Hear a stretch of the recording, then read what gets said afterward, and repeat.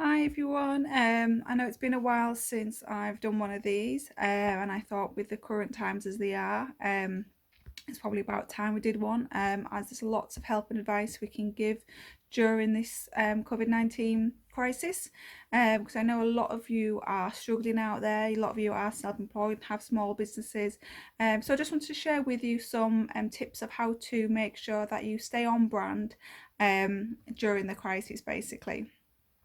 My first tip is just to say, have you acknowledged the crisis? Have you made your customers aware of what you're doing and how it's affected you? Are you closed? Are you open? Let them know how it's affected your business. Especially your loyal customers will want to know whether you're still open or if you're operating.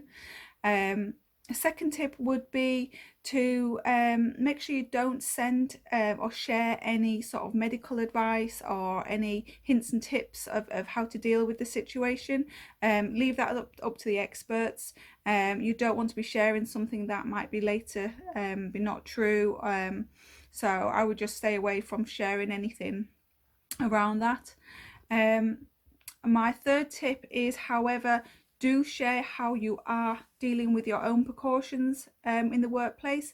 Let people know how you're keeping your staff safe, how you're keeping, if you have got warehouses, how you're keeping that social distancing, and let your customers know what precautions you've put in place. This is mainly just to, like I said, to keep your customers up to date on what's happening, how you're adapting.